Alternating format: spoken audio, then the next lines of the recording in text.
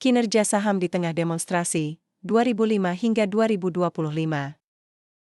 Berawal dari tambahan tunjangan wakil rakyat 50 juta rupiah per bulan di tengah kesulitan ekonomi masyarakat, konten sosmed minim empati, dan kematian pengemudi ojol, aksi unjuk rasa jadi meluas dan mencekam. Bagaimana kinerja saham di tengah demonstrasi? Studi kasus 2005 hingga 2025.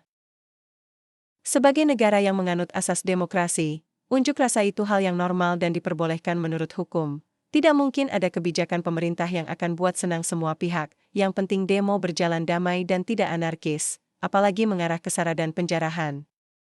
Di setiap era presiden, pasti ada demonstrasinya, penyebabnya juga beragam. Kalau dahulu yang jadi pemicu utama adalah kenaikan harga BBM, aksi radikalisme, hasil pilpres, protes terhadap undang-undang tertentu, hingga yang belakangan ini masalah kesenjangan ekonomi.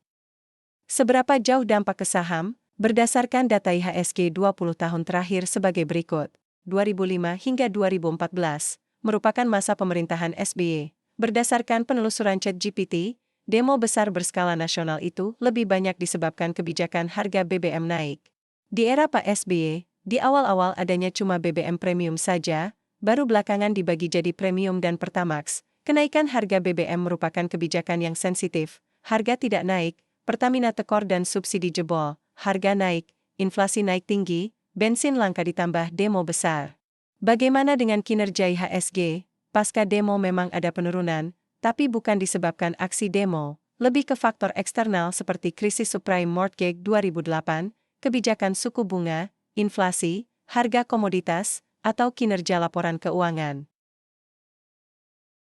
2014 hingga 2024 merupakan masa pemerintahan Jokowi. Berdasarkan penelusuran ChatGPT, penyebabnya lebih beragam. Ada isu BBM juga, terutama ketika diputuskan harga BBM non-subsidi atau Pertamax tidak lagi tetap tapi fluktuatif sesuai harga minyak dunia.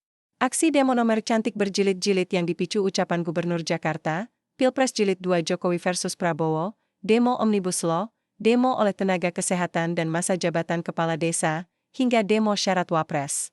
Bagaimana dengan kinerja IHSG? Saking seringnya demo, investor juga imun.